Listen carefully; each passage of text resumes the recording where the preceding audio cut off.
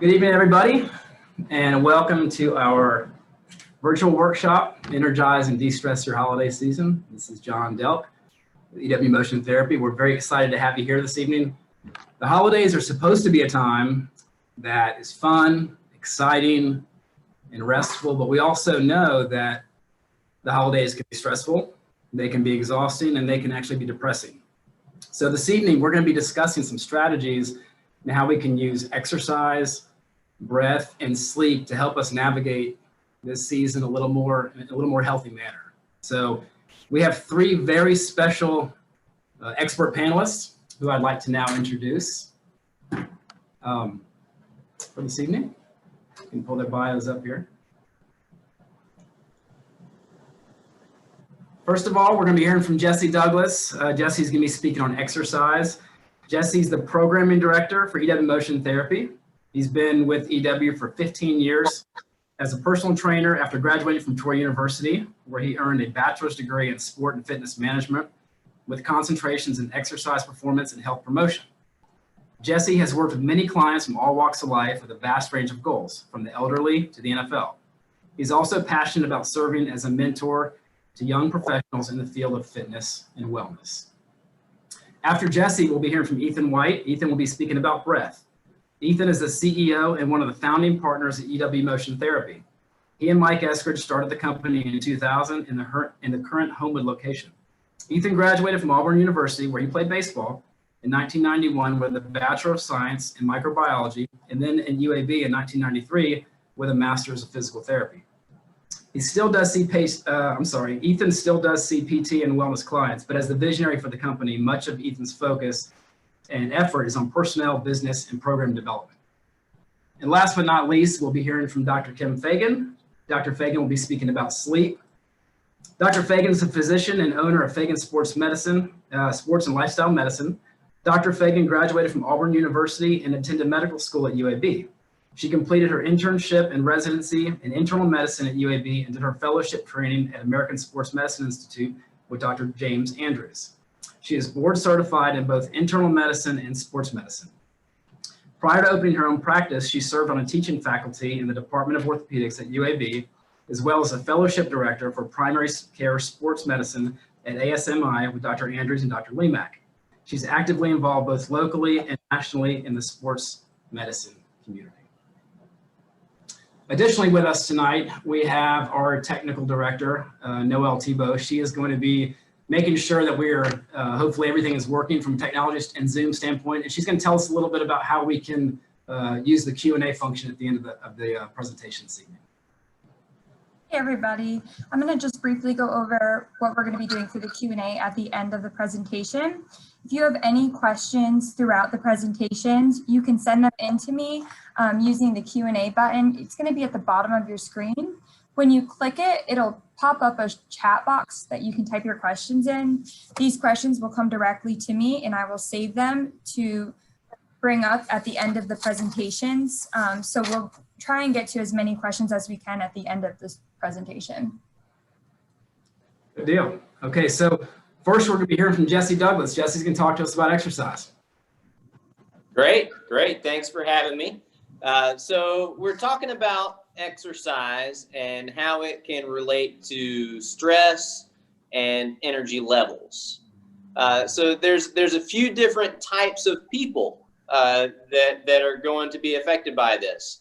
We'll say the first group of people are the sedentary individuals that currently don't have an exercise program, don't know where to start, and just have relatively low energy levels and want to get a boost, and maybe exercise will get them there. Then we've got your regular exerciser that may go to the club gym a few times a week, lift some weights, do some light cardio. And then we've got the real hardcore people that are really working out hard all the time and just crushing it. Exercise is like their major form of stress relief. And so more exercise may not be the case for those people if we're talking about energy levels. So those are the three types we've got. We've got sedentary, moderately active, and then really, really active individuals. And we're going to take a different approach for each group of people, right? So one, we know that exercise can give you more energy. It can give you more energy in the short term, and it can also give you more energy in the long term. So short term, here's what exercise can do. It's going to release epinephrine and norepinephrine. These are stress hormones, right? And typically we think, oh, stress, bad. But in small doses, these hormones give you a short burst of energy, right? This is where you're going to feel energized, like I'm ready to go do something, right? But it's not going to last long. It's not long lasting. But another thing that regular exercise does is it's going to activate and increase the number of mitochondria in the body. And this is very important. The mitochondria are the powerhouse of the cells that generate most of the ATP in the body. And ATP is the energy currency of the cell for all your bodily functions. So by increasing your mitochondria, you truly energize your state of being. This is real vitality. So this is not just from one short burst of exercise. This is from regular training, weeks and weeks and weeks. So this is something we can't rush, but there is a place to start, right? We also know that regular exercise can improve your sleep, right? Sometimes you get in bed at night and you're just wired up. You've been tired all day, but then you get in the bed and you can't sleep. Sometimes a good exercise session can wear you out just enough to where you're actually fatigued when your head hits the pillow, and then you can get to sleep. And then along the lines of the mitochondria and just making life easier, improved fitness makes daily activities easier. If you're in better shape, life is not as hard on you. You can make it through your day easier. So this is another long-term benefit of exercise on your energy levels. However, too much exercise can have the opposite effect on you. And we call this either overtraining or maybe under-recovering. And so if we're going too hard for too long or too often, you're going to experience some fatigue, stress, maybe trouble sleeping, and that's going to set you back as far as your energy levels are concerned. What you need to know is essentially there is a cost and a return for every exercise session. It's going to take some energy to put into it. The goal, if your goal is to increase your energy, is you want the return that you get from the workout to outweigh the cost of what you had to put into it. That way you can leave the workout feeling energized. So then that leaves the question, what is the right thing to do, right? So we talked about these three groups of people, right? We've got the sedentary individuals, we've got the moderate exercise individuals, and we got the high intensity extreme individuals, right? If any of those three are feeling fatigued, I have one recommendation. That recommendation is take a hike. Literally take a short walk. So the University of Georgia back in 2006 did a study on exercise and its effects on sedentary individuals. So they took 36 sedentary people and they put one group on a moderate intensity exercise program 3 days a week. They put another group on a light intensity exercise program 3 days a week for 20 minutes, both of these groups. And then the third group was the control. They continued to do nothing. The light intensity exercise group that exercised lightly for 20 minutes had better outcomes in their energy levels after the workouts than the moderate intensity. And so the thought behind this was that too much when you're already fatigued is just going to leave you more fatigued. Right. So if you're looking to boost your energy, boost your mood, you might want to go for low level, short distance, 20 minutes or so. Try to keep your heart rate 40 to 60% of your estimated maximum. Right. And that's gonna keep you right where you need to be for these energy boosting sessions. And then for stress, you know, some people like to work out for stress. You can throw in these really hard workouts that leave you laying on the floor without a worry on your mind. You just need to be able to recover from them. Put a little space in between them. So go for a walk, and then you need to do some exercises to just take care of your body. You want to keep your hips mobile and strong. You want to keep your spine mobile and strong. And so I was just going to give you a few little exercises that you can do to improve your mobility and improve your strength.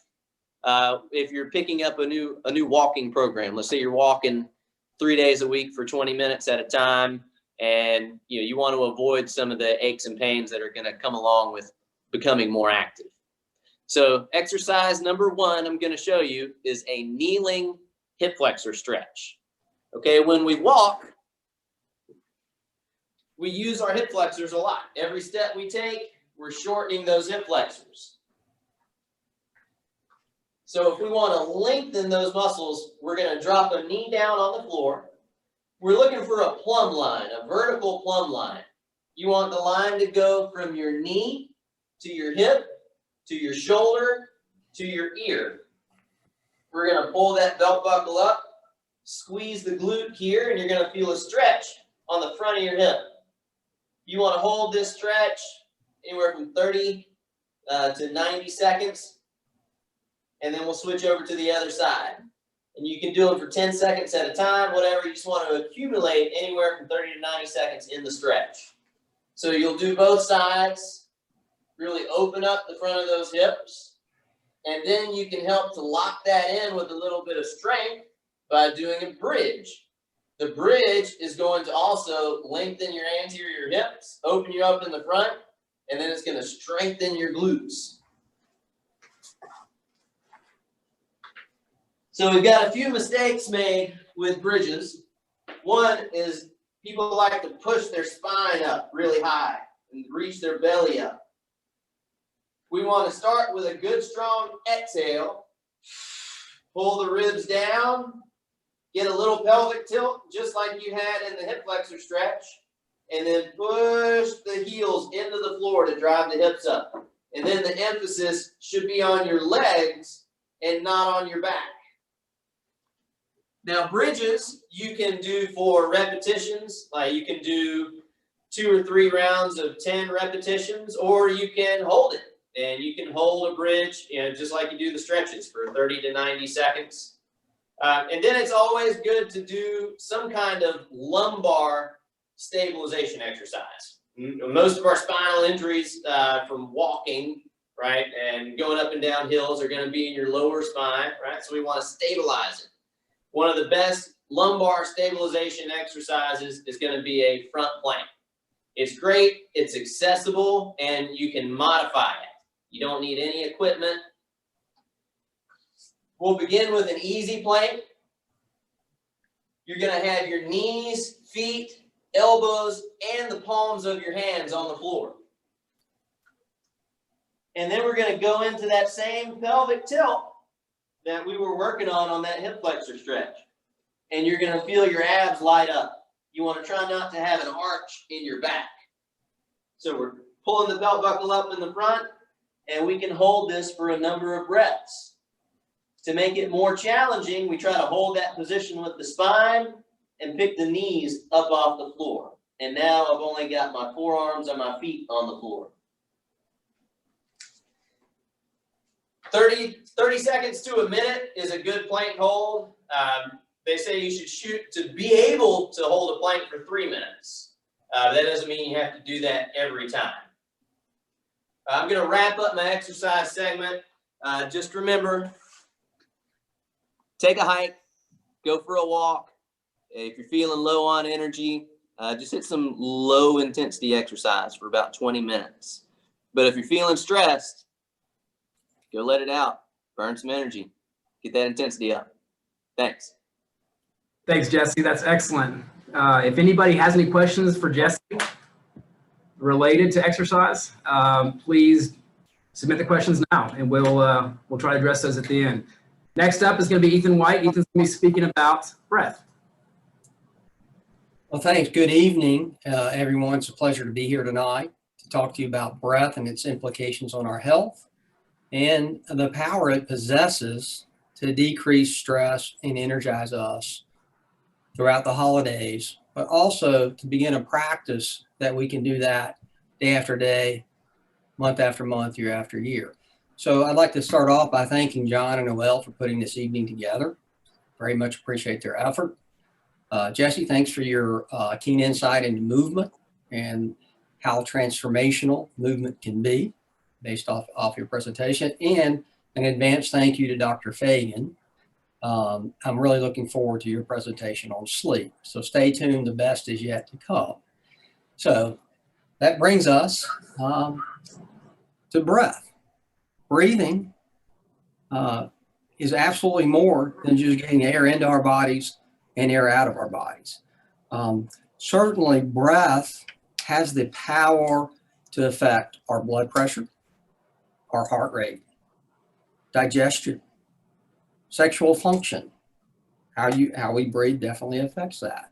Sleep, anxiety, mood. Basically, how you breathe has a profound effect on your cardiovascular health, all the way down to our very sense of well-being. So I would like to clarify something, just as a point of disclaimer. I'm not an expert, okay? I'm not a pulmonologist.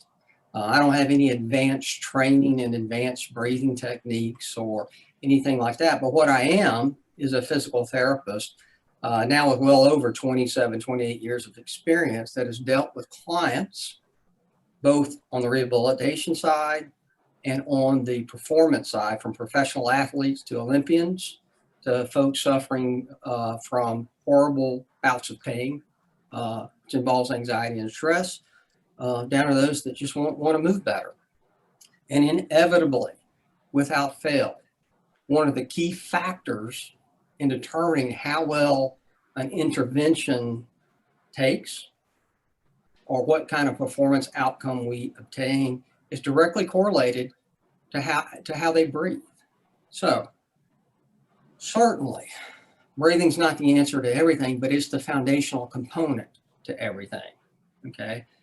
So exercise, nutrition, sleep habits, reducing environmental stresses, how we eat, how we socialize. One of the key components of that is how we breathe during all those interactions. So if you really want to move better, you really want to feel better, and you really want to live better, let's start with learning how to breathe better. Okay. So at this point, okay, I got to confess, this is a holiday on decreasing stress and doing injury. I'm going to give you the perfect holiday gift to take the stress off. What do I get? The person that has everything. This book, Breath, by James Nestor, the new science of a lost art, is invaluable. It's one of the best books that I have come across. And I have to reach out and thank Ivy Spencer for gifting me this book. She said, you need this book, you need to read it. It will be transformational. It truly is. It is a wonderful, wonderful book. So holiday gift to yourself, holiday gift to your family, holiday gift to your friends. Again, fantastic. So let's dive into some key concepts. All this is in that book. It's in the book in depth. It's backed up with scientific documentation. For those of you that think that all this is just hocus pocus, whatever, there's validity to all this. Number one, I'm not going to go through all these points because we do want to get to Dr. Fagan's presentation because it's going to be awesome. But number one, mouth breathing is horrible for your health. Okay, without exception, if you are a mouth breather, it is imperative that you begin a practice of transformation on how you breathe. Mouth breathing increases heart rate. It elevates blood pressure, okay? It results in an altered throat position, mouth position when we try to sleep, which leads to snoring, which leads to sleep apnea, which leads to insomnia. These are breathing disorders, okay? And they are trainable. You can do techniques to, it's not going to be overnight, but you can do techniques to train that, okay? What do you need to remember? Mouth breathing is horrible, okay? Point number one. Point number two, your nose is beautiful, okay?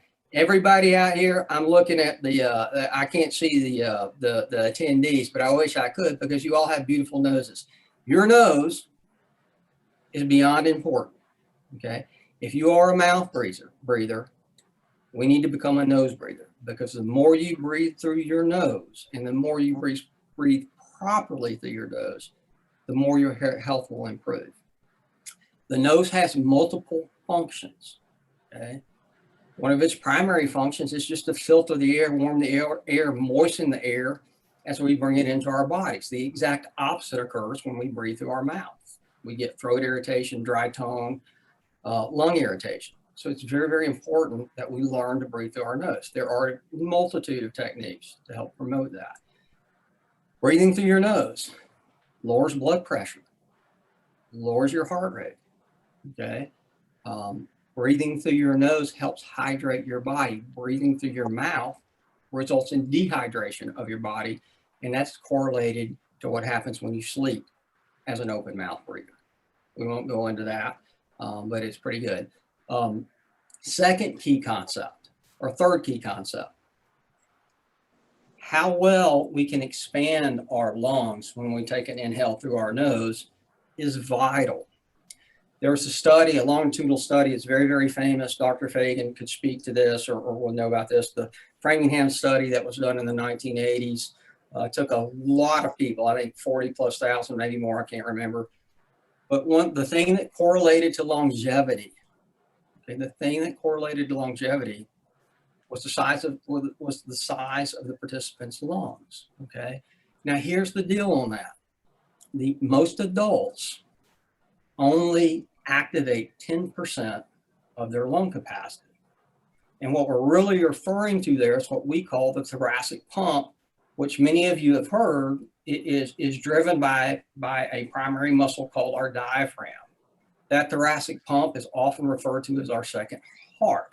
When we're engaging that, only at 10%, we have decreased cardiovascular function. If we work with techniques to improve our lung capacity, just 50 to 70%, we automatically see a direct correlation in the improvement of cardiovascular markers, meaning improved blood pressure, decreased heart rate, decreased anxiety because we're not hyperventilating all the time, okay? Very, very important. Your nose is beautiful, and we're going to increase our lung capacity. Got it? Next thing, super, super important, and I think this is so, so cool, okay? We're going to talk about prayer, okay? But I'm not going to preach tonight or anything like that. I'm not even going to get to the spiritual side of prayer. But this is fascinating. Studies have been done on ancient Buddhist prayer. You know, the ancient Oms, doing the rosary in Latin, Catholic, okay? Other forms, other mantras, all things. They have something very much in common, okay, as it relates to breath. A little side note, what is considered normal in how we breathe is about 12 to 21 breaths per minute. When they study these prayers, when people are really prayerful, it has a very calming influence. It's very, very, if I'm stressed and I pray, I chant, I do things, it's very, very calming. Here's the thing, what those studies show is that on the exhale side of it, it's 5.5 seconds. On the inhale side of it, it's 5.5 seconds. You don't have to pray to practice that technique. There are specific techniques designed to work on a 5.5 second inhalation and a 5.5 out. That equates to only 5.5 breaths per minute, which is far off what we consider normal. However, I promise you that your oxygen saturation levels will be perfect. What you're really doing is improving the symmetry of your cardiovascular systems, of your muscular system, those things. So what is important to know? Your nose is beautiful. Mouth breathing is horrible. We're going to improve our lung capacity because we're going to start practicing that. The optimum rate of breathing, inhaling and exhaling, is 5.5 seconds in, 5.5 seconds through the nose. And again, if our nose is stopped up, we can't do that. We do the best we can and we go to pursed lip breathing. And then one of my favorite concepts that absolutely irritates my wife, Kathy, if you know her, make fun of her when you see her, please do that, is that you have a license to chew gum. Okay, and here's why.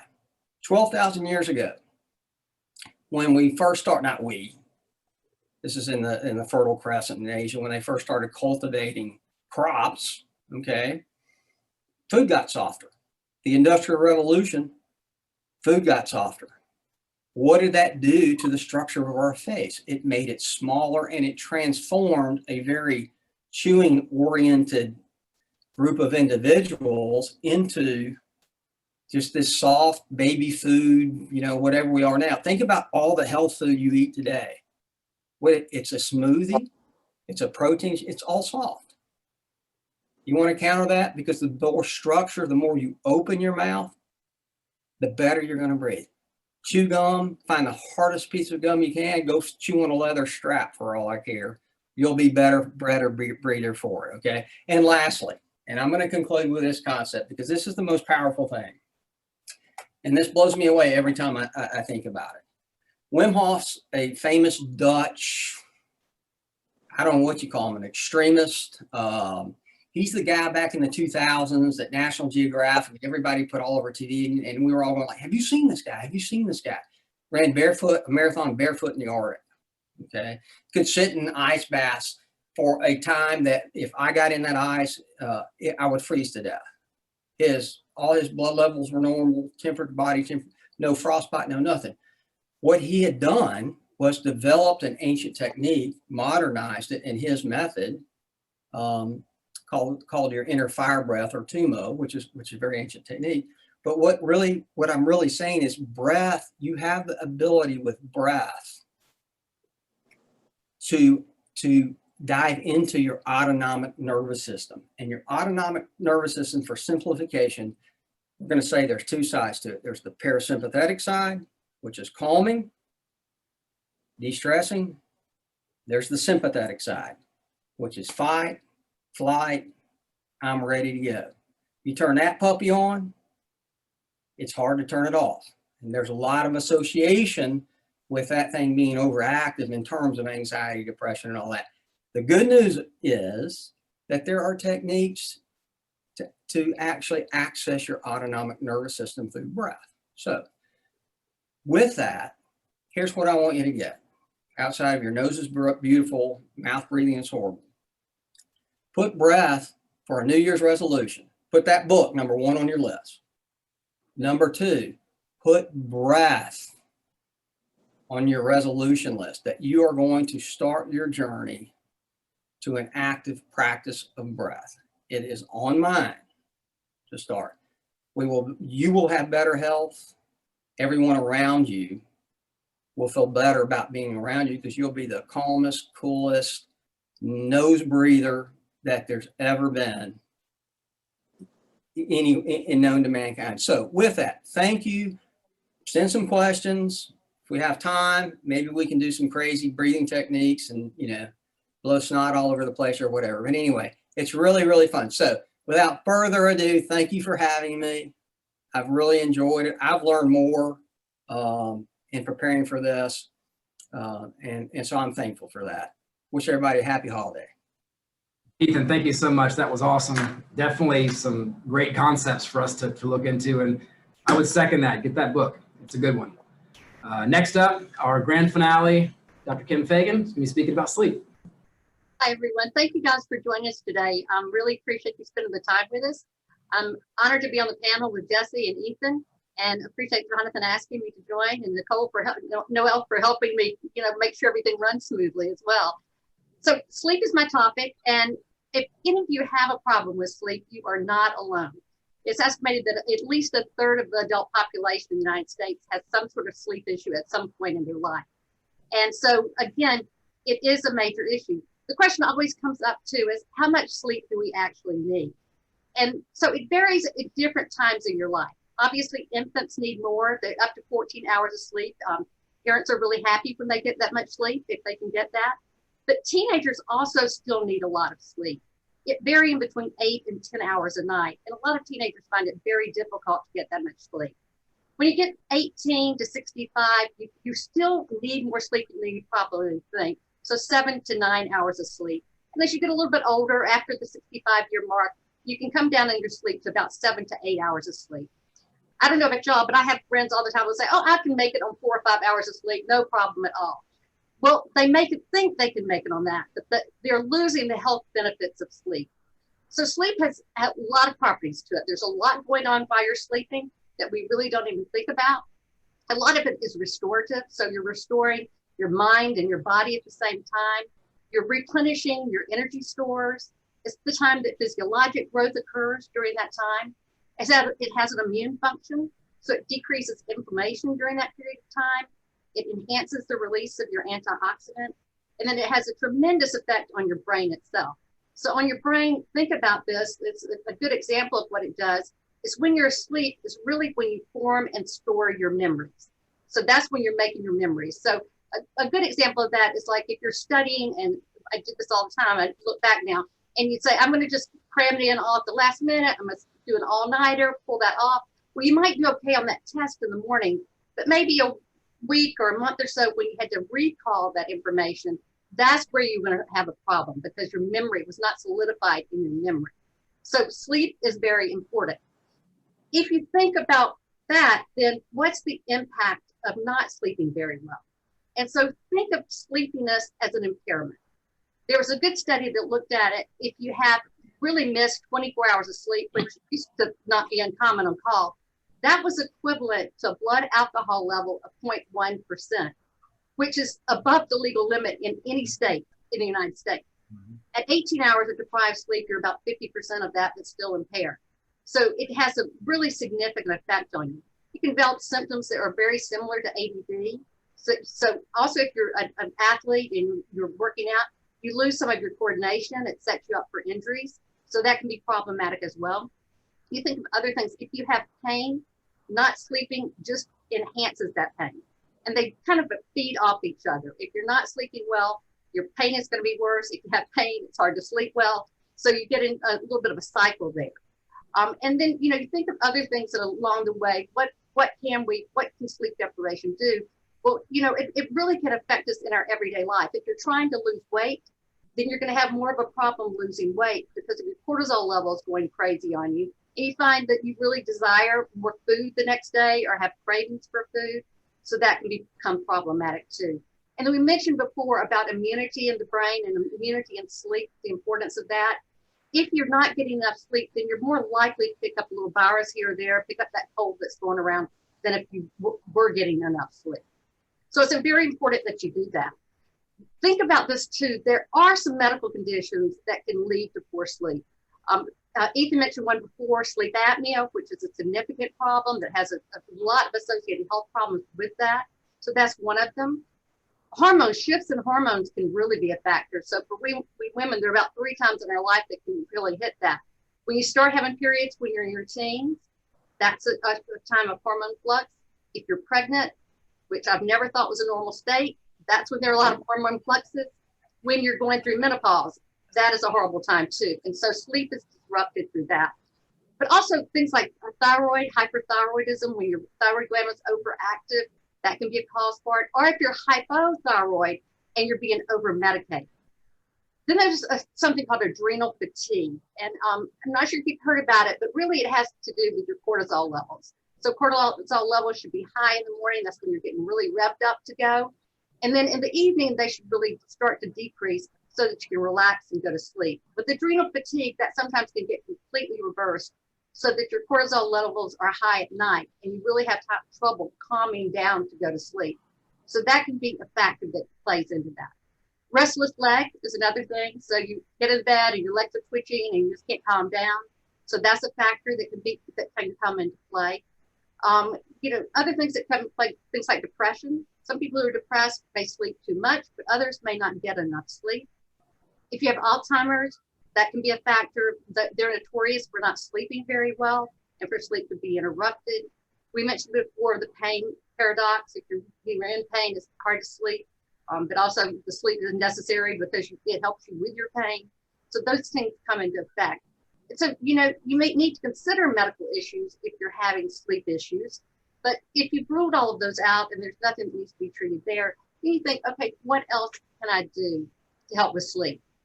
So when you look at that, think about your whole lifestyle when you're thinking about your sleep. So think about what you're eating, especially in your evening meals. So you want to avoid really heavy meals. You want to think about not eating really spicy meals. You don't want to overload at night with your meals. This is when you may want to cut back to a smaller meal. There are some actually foods that have been thought to be helpful. So they really are melatonin type foods. So dairy products, there's oatmeal, there's bananas, even cherries are found to be helpful with that. So you can keep those food products in mind as maybe a later evening snack that might be helpful. Then we have to talk about what you're going to drink. So you want to be careful about your fluid intake in the evening time, because you don't want to be waking up all through the night having to go to the bathroom.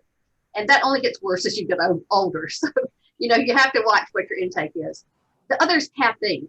So with caffeine, some people are really caffeine sensitive. Some people say they're not caffeine sensitive, but really most of your caffeine should be intake to be in the morning or maybe early afternoon. It'll take at least 7 hours to start decreasing what your caffeine load is after drinking it. Some people are even more sensitive to that, so you have to be really careful about your caffeine intake. And then alcohol is the other thing. A couple of glasses of wine seem really nice in the evening, and you think, oh, that's going to help me go to sleep. Well, it may actually help you go to sleep, but the problem is then you're going to have disrupted sleep, or you're not going to go into that deep REM sleep that really is restorative for you. So alcohol, caffeine, any type of fluid, anything that's going to keep you up are things you need to keep in mind. Jesse talked about this earlier, the importance of exercise in regards to sleep. And so working out can be very helpful. And again, if you're having issues with your adrenal gland, you'll want to do those lower impact exercises rather than those really HIIT type programs. But it is important. The timing of it is important too, because you don't want to exercise up to right the time you're about to go to bed.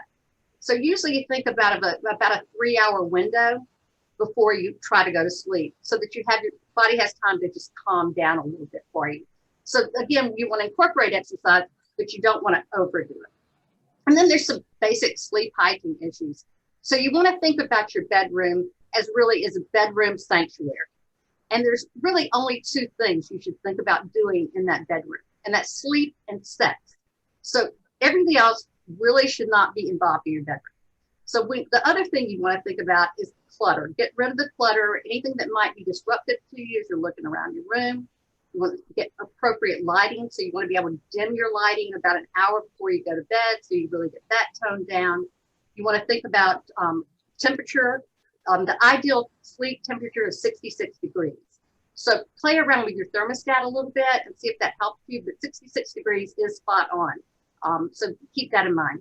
Electronics are horrible. So you really need about an hour before you decide that it's your bedtime to really start disconnecting from those things. You want to turn the TV off. You want to unplug from your computer. You want to get off that phone and just let your mind start to calm down a little bit.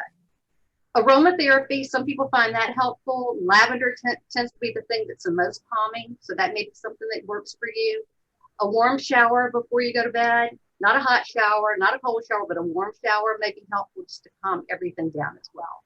And so keep those things in mind. It's really important what you're doing, what your environment is when you're trying to sleep.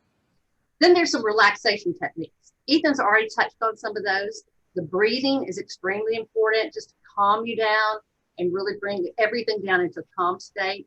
Meditation, prayer, those things are also very helpful if you can do those. Some people struggle with the meditation issue. Their mind tends to wander, so that doesn't work quite as well for them. There's some progressive relaxation techniques that are also helpful. So the progressive relaxation techniques are really simple. So what you do is you start at the top of your head and work your way down your body. And simple, like just squeeze your eyes shut really, really tightly for a count of 10 seconds. Move down, clench your jaws for a count of 10 seconds. Then you're going to move to your shoulders, really tighten those up, tighten your back up, and you're going to go step by step through every part of your body to get to your toes. And you may have to repeat that cycle again, or maybe even a couple of times to really start feeling, okay, I'm really relaxed now. I feel like I'm really relaxed. Guided imagery is another thing. So guided imagery is something that you can do on your own. So pick your happy place, wherever it is. Maybe the beach, and what you're thinking about is, what are the sounds I'm hearing? What are the smells that I would typically hear? What are the sensory things that I would feel if I'm walking through the sand? Anything that will bring you to that peaceful place for you. If you struggle doing that, though, there's some great apps that can help you do it. So, you know, there are ways to listen to something and help you guide you through that. So you're not always on your own with this. So those are good things to think about when you're trying to get some sleep. And the other things, there are, again, some great apps that are out there right now. And you can just go to your app space and look at it. Headspace is one I like a lot. Soothe is one. Calm is one. If you like Matthew McConaughey, Calm, he narrates all the story times on that. So if you just like his voice, that's a good one to go to. Some people like music. So music, not headbanger music, but calming music can be helpful. The white noises can be helpful, where there's just kind of sounds of rain or sounds of ocean that are right behind you. So you'll have to play around with it and kind of find out what you find most calming for yourself. And then the question comes up, okay, I've done all these things. I'm still in bed. I can't go to sleep. I'm tossing and turning. So what do I do? Well, if it's been going on for 20 or 30 minutes, get out of bed, because you're just going to stress yourself out trying to say, I can't go to sleep. And you're looking at the clock and you get stressed. So get out of bed. You can go read a book. Do not read on your computer or on your phone, because the lighting from that is not helpful. You'll want some dim light that you can read with, and see if that helps you out. Stretching, gentle stretching can be helpful. Some gentle yoga poses can be helpful. Or you may want to go back through some of those relaxation techniques that we talked about to see if that can help calm you down again. The real thing is, don't overstress if you're not sleeping, because then your mind gets wound up and you really just can't. Possibly if you get back to sleep, probably very slim that you'll be able to. There are some supplements that are helpful with sleep. Some have some fairly decent research behind them. Some have some so-so research behind them. And the combinations you'll use will really vary on whether you have trouble going to sleep, or whether you have anxiety and stress, or whether you go, okay, I go to sleep okay, but the next day I just feel worn out, like I'm not getting good sleep. And so there are different combinations for that. And we may want to say, I can go through some of them if you want, but we can save that for the Q&A if somebody has specific questions that they have about that as well. But the idea is, during the holidays, and actually not just during the holidays, sleep is so important anyway. It's any time that you need good sleep. So that's always a factor. So maybe start incorporating these in some of your nighttime practices, and see if this will help you not only have a better holiday, a less stressful holiday, but really just help you have an improvement in your overall life function. And that's all for me. Thank y'all for being with us. Dr. Fagan, thank you so much. That was excellent information. Noelle, can we turn to you now for a few questions? We have a few minutes for a couple questions. Okay, we have one that says, and this is for Dr. Fagan. It says, regarding tips for sleeping, do audiobooks have the same benefits as reading books? It depends on what your audiobooks are, because there are different voices that have different connotations. So some are very excitable type voices versus some that are very calming voices. And I would recommend maybe you try an app that's like a story time app, which come with the Headspace, the Calm, the Soothe, the one that I was talking about before. They all have story times on them. And so you can listen to those stories, and those stories are designed as sleep aids. And so those work extremely well. All right, this question is for Jesse. You said walking was the best option, but I've got a bulging disc in my lower back that makes it difficult to walk long distances. What type of exercise should I be doing to increase my energy levels? Well, for one, if you haven't gone and gotten some physical therapy for your back, you should probably do that. And they're going to give you some mobility and some strengthening exercises to improve the way your back feels. And so what I would do is I would keep the walks. I would still go for a walk, but I would just keep it short. Keep in mind that however far away from wherever you begin, you have to walk back. So keep that in mind and keep it short initially, and then spend the other time working on your therapeutic exercises, working on getting your hips mobile, working on strengthening your spinal stabilizer, strengthening your hips. And, those type of exercises, even though, they're physical therapy exercises, they're still going to increase your body temperature. They're still going to get you stronger. They're still going to get your heart rate up a little bit. And so they still have some benefit, and especially if they're going to make your back feel better, because I know pain makes you very fatigued. So yeah, focus on your therapy exercises and take short walks and do what you can tolerate. Start easy. All right, this question is for Ethan. What technique for breathing would you recommend practicing as much as possible? That's a great question. And I would like to add to what Jesse just said to the person that asked that question. That was a great question also. Now just remember this, motion is lotion, okay? The more you move, the better everything gets. So regardless of the disc issue, you may not be able to walk, but we've got to find a way to get you moving, limit your sitting, and get you going. Just remember that motion is lotion. So everything you do throughout the day, going to get a glass of water, walking up your stairs, motion is lotion, and your back pain will improve the more you move to your tolerance. And that's what's key. Okay, that's what's key there. All right, back to that question. The question was, what breathing technique should you practice, or what would be the best technique to practice? Now, again, I can't tell you. I can tell you the one that I did right before this started, and that was an alternate nostril breathing technique.